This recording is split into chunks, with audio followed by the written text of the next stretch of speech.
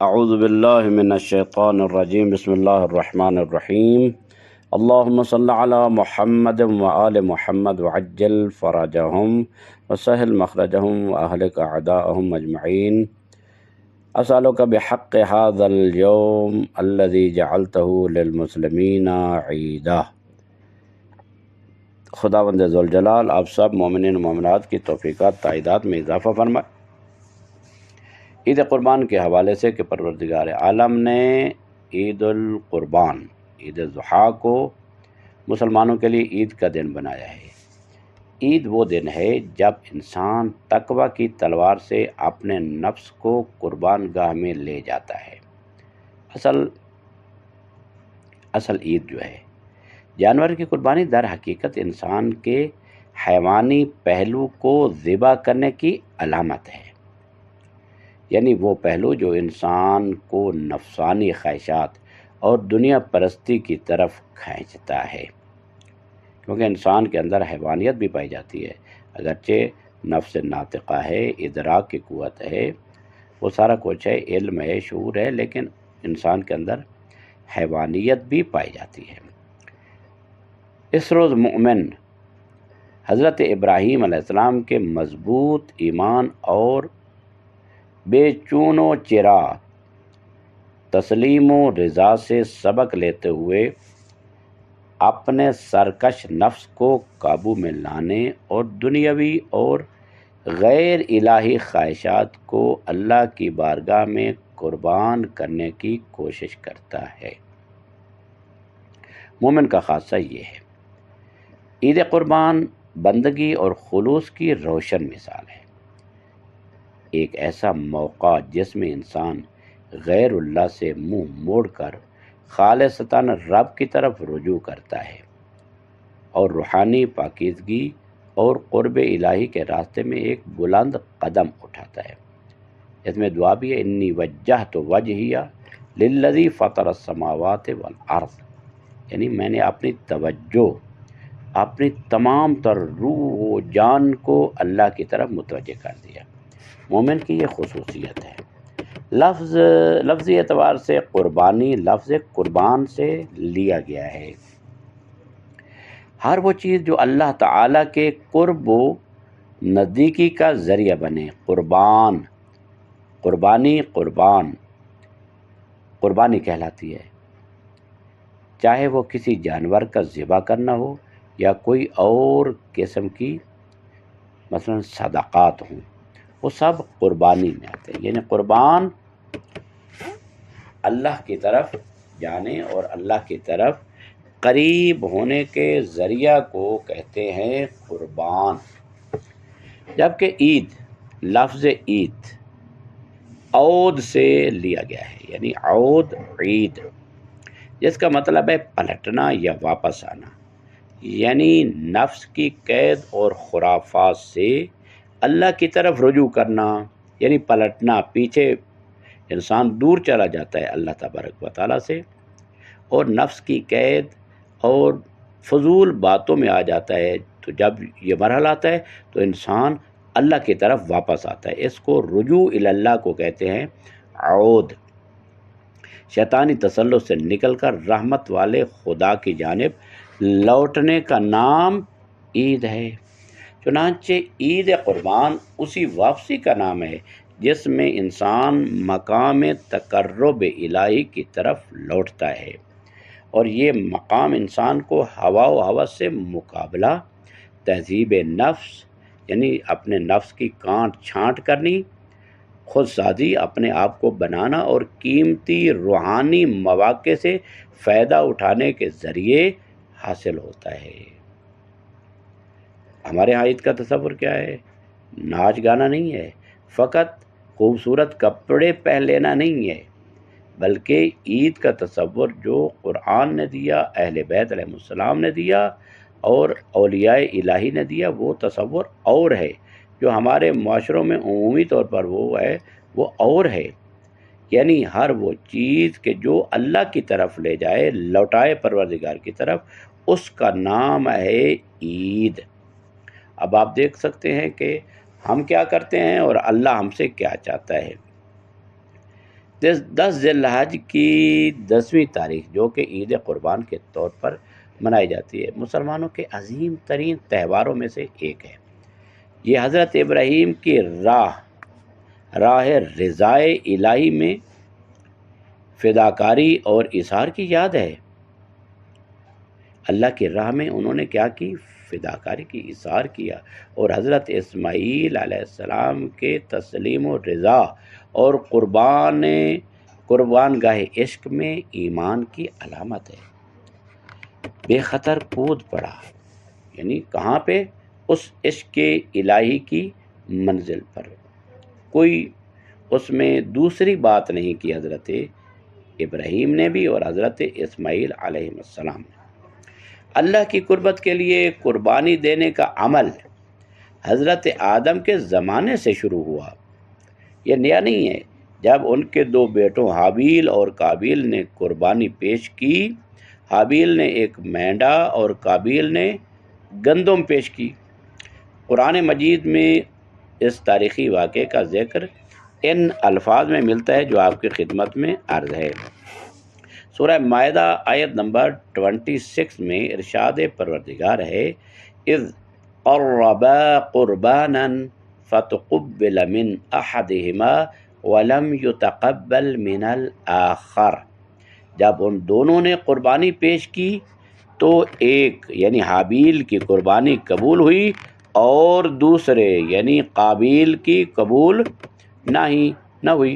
اس کے بعد تمام آسمانی ادیان میں یہ عمل ایک عبادت کے طور پر باقی رہا اور مخصوص مواقع پر ایک دینی دستور اور سنت کے طور پر جاری رہا۔ اسلام میں قربانی کرنا مناسک حج میں سے ایک اہم سنت الہی ہے جو انسان کو اللہ کے قرب تک پہنچاتی ہے۔ زمانہ جاہلیت میں بھی قربانی کا رواج تھا، مگر ان کا طریقہ شرک و کفر سے آلودہ تھا۔ وہ کعبہ کو قربانی کے خون سے آلودہ کرتے اور گوشت کے ٹکڑے کعبہ کی دیوار پر لٹکاتے تاکہ خدا اس کو قبول کرے۔ اسلام نے اس عمل کو پاکیزگی، تقوی اور توحید کی بنیاد پر نئی روح بخشی اور جاہلیت کی ناپاک رسومات کو ختم کرتے ہوئے اس حقیقت کو واضح کیا کہ لن ینال اللہ لحومها ولا دماؤها ولکن ینالہ التقوی منکم۔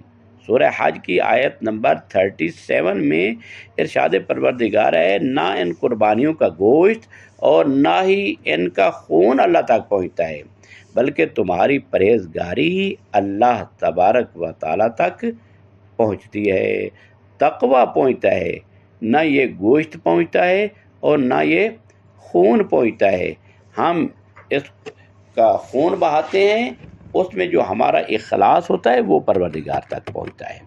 اس آیت مبارکہ کی روشنی میں اللہ تبارک و تعالیٰ تک جو چیز پہنچتی ہے وہ صرف کسی عمل کا ظاہر نہیں، یہ بکرا اور یہ اونٹ اور یہ بھیڑ یہ خدا تک نہیں پہنچتے، بلکہ اس کا باطن یہ روح عمل ہے۔ قربانی بھی دیگر عبادات و مناسک کی طرح ایک نفسی حقیقت رکھتی ہے جس کا نام تقوی ہے۔ قربانی کی قداست یعنی پاکیزگی اور بلندی اسی تقوی سے حاصل ہوتی ہے، نہ کہ اس کے گوشت یا خون سے۔ لہذا اس چیز کا بہت زیادہ خیال رکھنا چاہیے کہ ہم قربانی کر رہے ہیں کس کے لیے؟ اللہ کے لیے، نہ کہ لوگوں کو دکھانے کے لیے۔ بعض لوگ کیا کہتے ہیں، ہم نے اتنے کا جانور خریدا ہے، 60 لاکھ کا جانور خریدا ہے، پھر جانور کو لوگوں کو دکھاتے ہیں اور پھر چاہتے ہیں کہ لوگ ہماری تعریف کریں۔ 60 لاکھ کا خریدنے کی کیا ضرورت پڑی؟ 60 لاکھ میں پتہ نہیں کتنے سینکڑوں جو ہے وہ جانور، دسیوں جانور جو ہیں وہ خریدے جا سکتے ہیں اور غریبوں کا پیٹ پال سکتا ہے اور غریبوں تک گوشت پہنچ سکتا ہے، بجائے اس کے کہ ایک جانور جو ہے 1 کروڑ کا خرید لیا جائے اور پھر لوگوں میں تشہیر کی جائے، فیس بک میں اور یوٹیوب میں اور اس میڈیا پر اس کو پھیلایا جائے کہ ہم نے 1 کروڑ کا جانور خریدا ہے۔ کتنا گوشت نکلے گا اس جانور سے؟ 2 من نکل جائے گا، 3 من نکل جائے گا، 4 من نکل جائے گا، ایسے زیادہ نہیں۔ لہذا لوگ خیال نہیں رکھتے، لوگ سمجھتے ہیں کہ ہم جتنا قیمتی جانور خریدیں گے اتنا زیادہ قبول ہوگا۔ نہیں، قیمتی جانور قبول نہیں ہوتا، تقوی کی قیمت ہے، جتنا تقوی زیادہ ہوگا اتنی قبولیت زیادہ ہوگی۔ حضرت امام سجاد علیہ السلام قربانی کی حقیقت کو بیان فرماتے ہیں کہ الحاج والمضحی یذبحان حلقوم الطمع بالتقوی، حج گزار اور قربانی کرنے والا شخص پرہیزگاری کی حقیقت کو اپناتے ہوئے طمع کے دیو کا گلا کاٹتا ہے اور اسے ہلاک کر دیتا ہے۔ یعنی طمع اور حرص کا جو دیو اور وہ جو بلا ہوتی ہے اس کا گلا کاٹنا ہوتا ہے اور اسے ہلاک کرنا ہوتا ہے، یہ ہے اصل میں قربانی۔ شاید یہی قیمتی تقوی جو قربانی کے باطن میں پوشیدہ ہے، اس کا سبب بنا ہو کہ عید قربان کو حج اکبر کہا جاتا ہے۔ خانہ خدا کے زائر جو دنیاوی ظاہریات سے پرہیز کرتے ہوئے اور سختیوں کو جھیلتے ہوئے اب منزل آخر کو پہنچے ہیں، عید قربان کے دن جشن مناتے ہیں۔ اس دن حاجی نادر عملی وحدت کا مظاہرہ کرتے ہوئے حضرت حق کے در پر سر جھکاتے ہیں اور الہی تکلیف کو ادا کرنے کی توفیق پانے پر خوش چہرگی کے ساتھ ایک دوسرے کو مبارکباد دیتے ہیں۔ خوش خندہ پیشانی اور ہنستے چہروں کے ساتھ ایک دوسرے کو مبارک دیتے ہیں، اور دینی بھی چاہیے۔ دنیا بھر کے مسلمان عید قربان کو 1 سے 4 دن تک مناتے ہیں، بہترین لباس زیب تن کرتے ہیں، اس دن کے مخصوص عبادات انجام دیتے ہیں اور ایک دوسرے سے ملاقات کر کے خوشیاں مناتے ہیں۔ اگرچہ حج میں شریک زائرین کے لیے قربانی کا عمل واجب ہے، لیکن دنیا بھر کے مسلمان بھی اس دن حضرت ابراہیم خلیل کی سنت کی یاد میں گوسفند، گائے یا اونٹ کو قربان کرتے ہیں، بکرا ہے یا مینڈا ہے، اور اس کا گوشت اپنے پڑوسیوں اور محتاجوں میں تقسیم کرتے ہیں۔ ایسا نہ ہو کہ اس کو ذبح کر کے پھر اپنی ہی فریج کو بھر دیا جائے اور پھر آہستہ آہستہ اس کو انسان کھاتا رہے، پھر اس کا کوئی ثواب نہیں ہے۔ وہ اس طرح کہ جس طرح عام دنوں میں انسان باہر سے گوشت لاتا ہے اور اپنے گھر بال بچوں کو کھلاتا ہے، وہ اسی طرح ہے۔ فلسفہ قربانی کیا ہے؟ حج تمتع کا 5واں عمل اور مینا میں انجام پانے والا دوسرا عمل قربانی ہے۔ قربانی سورہ حج کی صریح آیات کے مطابق تقوی اور فقراء و محتاجوں کی راہ میں فداکاری کی علامت ہے۔ یہ دن جو 10ویں ذی الحجہ کو آتا ہے اور مسلمانوں کے ذہنی اور عملی تقویم میں عید کہلاتا ہے، یعنی عملی طور پر وہ اس کو کیا کہتے ہیں؟ عید کا دن کہتے ہیں۔ حضرت ابراہیم علیہ السلام کی الہی آزمائش میں کامیابی کی یاد تازہ کرتا ہے۔ وہ کامیابی جس میں انہوں نے اپنی مادی زندگی کی سب سے عزیز ترین ہستی یعنی اپنے بیٹے کو ذبح کرنے پر آمادگی ظاہر کی۔ کون ہے جو اپنے بیٹے کو ذبح کرنے کا ارادہ کرتے ہیں؟ سن کر انسانوں کی جان نکل جاتی ہے، لیکن وہ ابراہیم تھے جنہوں نے اپنے پروردگار کے حکم پر لبیک کہی۔ قربانی الہی حکم کی فرما برداری اور محبوب حقیقی کے امر کو دیگر تمام اخلاقی اور اجتماعی روایات پر ترجیح دینے کی علامت ہے۔ یہ در حقیقت ایک پیچیدہ راز ہے جس پر بہت زیادہ مفکرین، ولیام آکام اور اور جیسے مفکرین نے الہی امر پر مبنی اخلاق کی روشنی میں غور کیا۔ عید قربان کے دن حج تمتع انجام دینے والے حاجی قربانی کے بعد احرام سے خارج ہو جاتے ہیں۔ جب قربانی ہو جاتی ہے احرام سے خارج ہو جاتے ہیں، اور جو لوگ قربانی کی استطاعت نہیں رکھتے ان پر واجب ہے کہ حج کے دوران 3 دن اور واپسی پر 7 دن روزہ رکھے۔ وہ قربانی کے طور پر یہ رکھا گیا ہے اگر وہ استطاعت نہیں رکھتے قربانی کی۔ عید قربان کو مختلف زاویوں سے دیکھا گیا ہے، جس میں سب سے خوبصورت زاویہ اس عید کا عرفانی پہلو ہے، کیونکہ کشاف کے مصنف تھانوی کہتے ہیں کہ العید ما، یعنی لغت ہے، وہ کہتے ہیں العید ما یعود من تجلی الجمال علی القلب۔ عید کیا ہے؟ عید وہ ہے جو جمال الہی کے تجلی کی صورت میں، یعنی سالک کے دل پر نازل ہو، یعنی سالک جو اللہ کے راستے پر ہدایت پر چل پڑا ہے اس کو کہتے ہیں سالک۔ اس لیے قربانی کی عید جو نفس امارہ کے ذبح کیے جانے کی تعبیر میں آتی ہے، جمال الہی کی جلالی تجلی ہے۔ حاجی جو اس سیر الہی کا مشاہدہ کر رہا ہوتا ہے چاہتا ہے کہ احرام سے نکل کر دوبارہ ایک مہمان کی مانند مادی فطرت کی دنیا میں قدم رکھے۔ قربانی کی ابتدائی مثالیں قرآن و عہد عتیق دونوں میں قربانی کی پہلی مثال حابیل اور قابیل کی قربانی بیان کی گئی ہے۔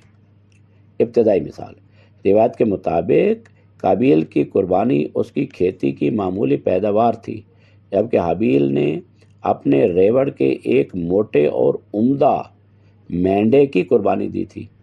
دوسری قربانی تاریخ بشریت میں طوفان نوح کے بعد پیش آئی، جیسا کہ سفر تکوین میں آیا ہے وَبَنَا نُوح مُذْبِحًا لِلرَّبِّ وَأَخَذَ مِن كُلِّ الْبَهَائِمِ الطَّاهِرَةِ وَمِن كُلِّ الطُّيُورِ الطَّاهِرَةِ وَأَصْعَدَ مُحَرِّقَاتٍ عَلَى الْمَذْبَحِ۔ نوح نے رب کے لیے ایک قربان گاہ بنائی اور ہر پاک جانور اور ہر پاک پرندے میں سے لے لیا اور انہیں قربانی کے طور پر مذبح پر چڑھا دیا، یعنی ذبح گاہ۔ حضرت ابراہیم اور سنت قربانی یہ کیا ہے؟ حضرت ابراہیم جن کے نام کا مطلب عالی مرتبت باپ ہے، اولوالعزم پیغمبروں میں سے ہیں اور خانہ کعبہ اور مناسک حج کے بانیوں میں سے ہیں۔ ان مناسک میں سے ایک جو ہے قربانی کا عمل بھی ہے۔ حضرت ابراہیم علیہ السلام یہود و مسلمانوں کے مشترکہ جد اعلیٰ اور پدر مؤمنان کہلانے والے عظیم نبی ہیں، یعنی مومنین کے باپ۔ در حقیقت اسلام میں قربانی کی سنت اور یہودیت میں اس کی جزوی روایت اسی عظیم و شان نبی کے عمل سے شروع ہوئی۔ فرق صرف اتنا ہے کہ اسلام میں قربانی کا مرکز اسماعیل علیہ السلام ہے، جبکہ عہد عتیق میں اسحاق جو سارہ کے بطن سے تھے۔ حضرت اسحاق اللہ کے نبی، حضرت یعقوب کے والد اور بنی اسرائیل کے عظیم جد ہیں۔ عید قربان تسلیم اور بندگی کا دن ہے، ایسا دن جب انسان اپنے معبود اور سچے محبوب کے سامنے یہ اعتراف کرتا ہے کہ اس کے سوا باقی سب فانی ہے، کچھ بھی نہیں ہے۔ وہ غیر کو قربان کر دیتا ہے تاکہ ایمان اور عمل ایک دوسرے سے جڑ جائیں اور وہ تقوی و تسلیم کی حقیقت تک پہنچے۔ بندگی کے راستے میں انسان بارہا غریزہ اور ذمہ داری کے دوراہے پر کھڑا ہوتا ہے۔ اس خطرناک دوراہے پر جب انسان ذمہ داری کو خواہش پر مقدم رکھتا ہے تو وہ فرشتوں اور پاکیزہ سیرت انسانوں کی صف میں شامل ہو جاتا ہے، یعنی اللہ کے حکم کو جب مقدم رکھتا ہے اور وہی دن اس کے لیے عید بن جاتا ہے۔ غریزہ محبت فرزند حضرت ابراہیم سے کہتا ہے اسماعیل کو قربان نہ کرو۔ اگر محبت کو دیکھا جائے تو محبت کہے گی قربان نہ کرو، لیکن فریضہ اور حکم خداوندی کہتا ہے اسے راہ خدا میں قربان کر دو۔ حضرت ابراہیم اس دوراہے پر ذمہ داری کو نفس اور غریزہ پر غالب کرتے ہیں اور یوں عید قربان عقل و وحی کی خواہشات پر فتح کا دن بن جاتی ہے، یعنی یہ دن خواہشات نیچے رہ جاتی ہیں اور عقل اور وحی اوپر آ جاتی ہے۔ اس لیے امیر المومنین علیہ السلام کا فرمان ہے، ہر وہ دن جس میں معصیت خدا نہ کی جائے عید کہلاتا ہے۔ کعبہ محبوب حقیقی کے گرد طواف کرنے کا نام ہے، اور قربان گاہ غیر خدا سے دل توڑنے کی جگہ ہے۔ کعبہ محبوب سے وصل کا مقام ہے، جڑنے کا مقام ہے، اور قربان گاہ غیر سے فصل کا مقام ہے، یعنی غیر اللہ سے فاصلے کا مقام ہے۔ ظاہری قربانی منا میں ایک جانور کو ذبح کرنے کا عمل ہے، مگر اس کے پیچھے کچھ ایسے اسرار پوشیدہ ہیں جو اسے حقیقی قدر و قیمت اور معنوی حسن عطا کرتے ہیں۔ قربانی کرنا در حقیقت اپنے اندر کے حیوانی نفس کو ذبح کرنا ہے۔ یہ انسان کو سکھاتا ہے کہ اگر وہ انسانی کمال تک پہنچنا چاہتا ہے تو اپنی حیوانی جبلت کو ختم کرے، جیسا کہ امام سجاد علیہ السلام نے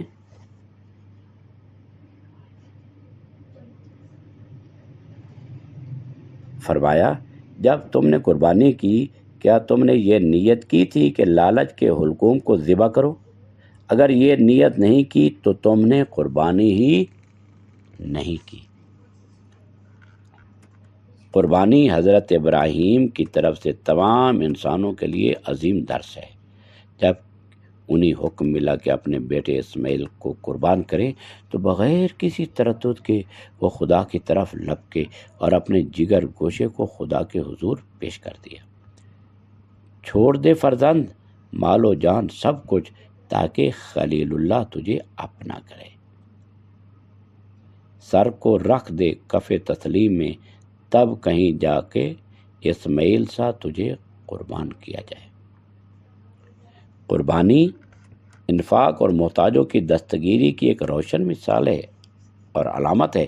بخشش اور قربانی جب معاشرے کے افراد خصوصاً مستحقین کے درمیان تقسیم کی جائے تو یہ عمل نہ صرف انسانوں کو اللہ کے قریب کرتا ہے اور اسے خدائی عنایات کا اور احسانات کا مستحق بناتا ہے، بلکہ لوگوں کے درمیان محبت اور الفت کو بھی فروغ دیتا ہے۔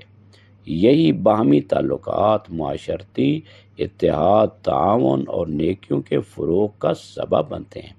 اگر قربانی کو صحیح طریقے سے تقسیم کیا جائے تو یہ لاکھوں بھوکوں کو سیر کر سکتی ہے، بشرطے کہ اس کو مستحقین میں تقسیم کیا جائے۔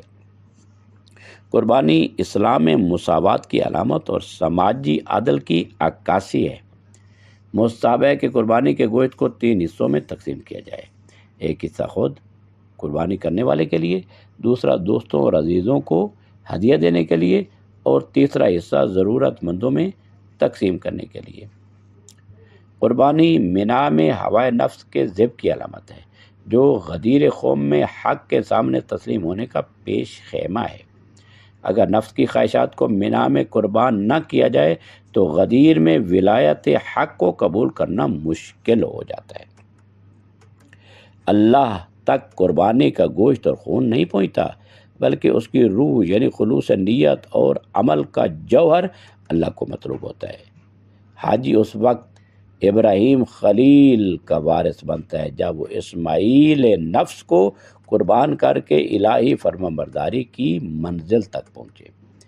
مناسک حج جن میں عید قربان کو خاص مقام حاصل ہے، صرف توحید کے ادراک کا ذریعہ نہیں بلکہ مسلمانوں کے اتحاد اور باہمی یکجہتی کو فروغ دینے کا بھی اہم سبب ہے۔ امیر المومنین علیہ الصلوۃ والسلام نہج البلاغہ کے خطبہ 127 میں فرماتے ہیں، اختلاف اور تفرقہ سے بچو، کیونکہ جو شخص جماعت سے جدا ہو جاتا ہے وہ شیطان کا شکار بن جاتا ہے، جیسے ریوڑ سے بچھڑی ہوئی بکری بھیڑیا کا لقمہ بن جاتی ہے۔ عید قربان کے دن کا سب سے اعلیٰ عمل یہ ہے کہ انسان مشرکین اور دنیا کے ظاہری و باطنی شیاطین سے برات کا اظہار کرے، اور یہ صرف اسی صورت میں ممکن ہے جب تمام مسلمان اپنے اپنے مسلک اور خیالات کے باوجود دل سے متحد ہو جائیں۔ اہل بصیرت کی نگاہ میں قربانی دراصل نفس کی خواہشات ترک کرنے کا استعارہ ہے۔ اسے اس ذبح کرنے کا اثر محض قربانی تک محدود نہیں رہنا چاہیے، بلکہ اس کا فیض معاشرے کے دیگر افراد تک بھی پہنچنا چاہیے۔ جو شخص اپنے نفس کا مالک بن گیا اور ہوا پرستی کے بھوت کو اور دیو کو قید کر دیا، وہ خود بھی نفس کے وسوسوں سے محفوظ رہتا ہے اور معاشرہ بھی اس کی برائیوں سے امن میں ہو جاتا ہے۔ کبھی کبھی قربانی اتنی عظیم ہوتی ہے کہ اس کی قدر و قیمت صرف خدا ہی جانتا ہے۔ امام حسین علیہ السلام نے ظاہری طور پر مینا میں قربانی میں شرکت نہ کی، لیکن آپ کی قربانی اس قدر عظیم و شان تھی کہ اللہ کے دربار میں سب سے قیمتی قربانی قرار پائی۔ یہی وجہ ہے کہ آپ کے فرزند اور اصحاب مینا اور عرفات کے رازوں کے وارث قرار پائے۔ امام سجاد علیہ السلام نے یزید کے دربار میں اپنے تعارف میں فرمایا، میں مکہ و مینا کا فرزند ہوں۔ کیونکہ اگر امام حسین علیہ السلام اور ان کے جانثاروں کا خون نہ بہتا تو عرفات، مشعر اور مینا جیسے مقامات کی کوئی معنویت باقی نہ رہتی۔ اللہم ان ھذا یوم مبارک والمسلمون فیہ مجتمعون فی اقطار ارضک۔ اے اللہ، بے شک یہ دن بابرکت ہے، امام سجاد علیہ السلام فرماتے ہیں، اور مسلمان تیرے زمین کے گوشے گوشہ میں اس دن مجتمع ہیں۔ فمنہم السائل ومنہم الراغب ومنہم الخائف وقد وفدوا الیک وعین رجائہم ناظرۃ الیک۔ ان میں سے کوئی سائل ہے، کوئی طلب رکھنے والا ہے، کوئی خوف زدہ ہے، اور وہ سب تیرے حضور آئے ہیں جبکہ ان کی امیدوں کی نگاہیں تیری طرف لگی ہوئی ہیں۔ فَأَسْأَلُكَ بِجُودِكَ الْوَاسِعِ وَكَرَمِكَ الْجَزِيلِ وَأَن تُصَلِّيَ عَلَى محمد وآلہ۔ بس میں تو اسے تیرے وسیع جود اور عظیم کرم کے واسطے سے سوال کرتا ہوں کہ محمد اور ان کی آل پر درود بھیج۔ یا ربنا لک الملک الحسن والحمد الدائم وانت اللہ لا الہ الا انت۔ اے ہمارے پروردگار، شایان شان سلطنت تیرے ہی لیے ہے اور دائمی حمد تیرے ہی لیے ہے، اور تو وہی اللہ ہے، تیرے سوا کوئی معبود نہیں ہے۔ حلیم کریم رؤوف رحیم عطاء جسیم جلیل جمیل بدیع السماوات والارض۔ بردبار ہے تو، کریم ہے، نہایت مہربان و رحم کرنے والا، بہت زیادہ عطا کرنے والا، عظمت والا اور خوبصورتی والا، آسمانوں اور زمینوں کا بغیر نمونے کے پیدا کرنے والا۔ وما قسمت بین عبادک المؤمنین من خیر او عافیہ او برکت او ہدن او توفیق لخیر۔ اور جو کوئی تو نے اپنے مؤمن بندوں کے درمیان خیر، عافیت، برکت، ہدایت یا اطاعت کے لیے توفیق کے طور پر تقسیم فرمایا ہے، فاجعل لی منہ اوفر الحظ والنصیب۔ تو مجھے اس میں سے سب سے زیادہ حصہ اور نصیب عطا فرما۔ اللہم انی الیک مددت یدی وبک عظم رغبتی واسألک ان تصلی علی محمد وآلہ۔ اے میرے اللہ، بے شک میں تیری طرف اپنے ہاتھ پھیلائے ہیں اور میری رغبت تو اس سے عظیم ہے، عظم رغبتی، اور میں تو اس سے سوال کرتا ہوں کہ محمد وآل محمد پر درود بھیج۔ اللہم انہ لا یرد غضبک الا حلمک ولا ینجی من عقابک الا عفوک۔ اے اللہ، بے شک تیرے غضب کو صرف تیرا حلم واپس پلٹا سکتا ہے، اور تیرے عذاب سے صرف تیرا عفو نجات دے سکتا ہے۔ ولا استغنی ابدا عن رحمتک فصل علی محمد وآل محمد واجعل سعی فیہ مشکورا۔ اور میں کبھی بھی تیری رحمت سے بے نیاز نہیں ہو سکتا، بس محمد وآل محمد پر درود بھیج اور میرے عمل کو قابل شکر قرار دے۔ اللہم اعطنی ما لا عین رأت ولا اذن سمعت ولا خطر علی قلب بشر۔ اے اللہ مجھے وہ چیز عطا فرما جو نہ کسی آنکھ نے دیکھی، نہ کسی کان نے سنی، نہ کسی بشر کے دل میں اس کا خیال آیا۔ اللہم اجعلنی فی هذا اليوم من اوفر عبادک نصیبا عندک، اے اللہ آج کے دن اپنے بندوں میں سب سے زیادہ نصیب پانے والا قرار دے۔ اللہم انی استجیر بک من غضبک فصل علی محمد وآلہ اجرنی، اے اللہ میں تیرے غضب سے پناہ مانگتا ہوں، پس محمد وآل محمد پر درود بھیج اور مجھے پناہ دے۔ وَأَسْأَلُكَ الْهُدَىٰ فَصَلِّ عَلَىٰ محمد وآلہ وحدنی، اور میں تجھ سے ہدایت مانگتا ہوں، پس محمد وآل محمد پر درود بھیج اور مجھے ہدایت دے۔ والرحمت فصل علی محمد وآل محمد وارحمنی، اور رحمت مانگتا ہوں، بس محمد وآل محمد پر درود بھیج اور مجھ پر رحمت نازل فرما۔ والغنا فصل علی محمد وآل واغننی، اور میں بے نیازی مانگتا ہوں، پروردگارہ محمد وآل محمد پر درود بھیج اور مجھے بے نیاز فرما۔ والرزق فصل علی محمد وآل وارزقنی، اور رزق مانگتا ہوں، محمد وآل محمد پر درود بھیج اور مجھے رزق عطا فرما۔ والعصمت فصل علی محمد وآلہ وعصمنی، اور عصمت مانگتا ہوں، بس محمد وآل محمد پر درود بھیج اور مجھے محفوظ فرما۔ ذبح نفس کہا گیا ہے، اور کیا خوب کہا گیا کہ ہر وہ دن جس میں خدا کی نافرمانی نہ کی ہو وہ عید ہے۔ بھلا ایسے دن کے لیے اس سے بہتر اور موزون نام کیا ہو سکتا ہے؟ ایسا دن جس میں نفس کو اطاعت کی تلوار سے قربان کیا جاتا ہے اور گناہ کو عصمت کے در پر سرنگوں کیا جاتا ہے، تاکہ بندگی اور عبودیت کی عید کو بطور یادگار چھوڑا جا سکے۔ ہاں، عید بندگی و عبودیت، عید پاکیزگی اور استقامت، عید صداقت و ایمان، عید شیطان کی ذلت اور انسان کی عظمت کا دن، وہ دن جب خلوص و اطاعت کے ساتھ پروردگار کے احکام پر عمل کرتے ہوئے نہیں کانپتے اور بیٹے کو بھی قربان گاہ کی طرف لے جاتے ہیں، اور خدا ہرگز ظلم نہیں کرتا، جو کچھ ہے وہ ہم جیسے چھوٹے انسانوں کی تنگ نگاہی ہے، جو ایسی عظمتوں کو سمجھنے سے عاجز ہیں۔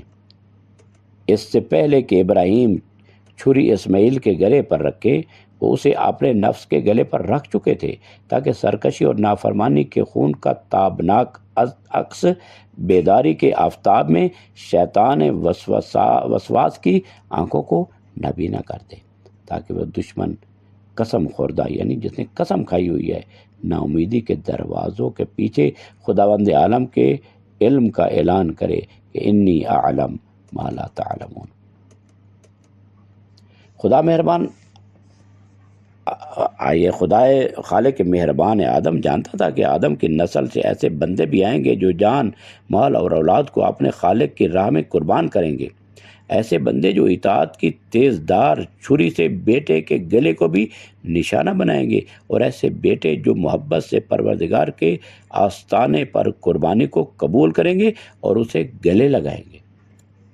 خدا کا علم ان سب پر محیط تھا، لیکن وہ چاہتا تھا کہ فرشتوں، زمینیوں اور آسمانیوں کی آنکھیں اس خوبصورت صفحہ تاریخ پر کھل جائیں اور نابینا دیدگان بینا ہو جائیں، جن کی آنکھیں نہیں ہیں وہ آنکھوں والے ہو جائیں، دیکھیں۔ شیطان کے پنجے اتنے کمزور ہیں کہ ایمان کی قوی بازوؤں کا مقابلہ نہیں کر سکتے۔ عشق کی انگلیوں کی سختی میں شیطان کے پنجے ٹوٹ جائیں گے جب معشوق یقین و رحمت کا بحر بے کراں ہو اور ہرگز اس کی گرفت میں نہ آئے، وہ شیطان جو رمی جمرات میں سنگسار اور نابود کیا جاتا ہے۔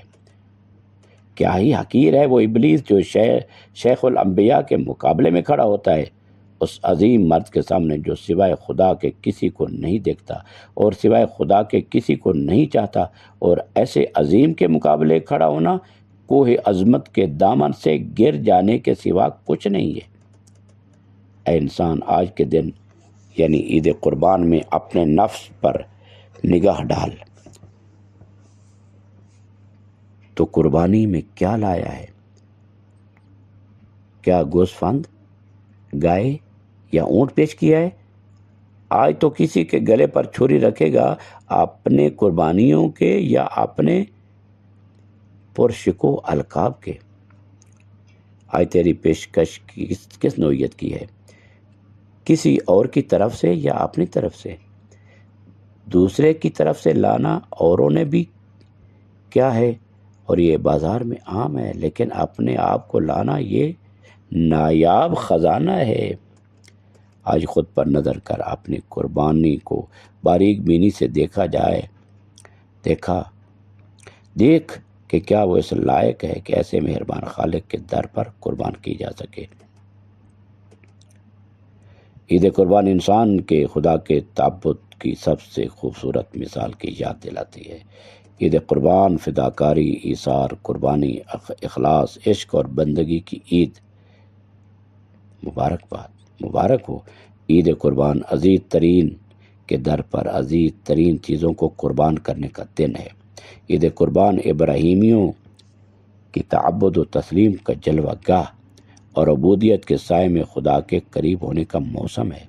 عید قربان کے مستحب اعمال میں سے ایک تکبیر کہنا ہے۔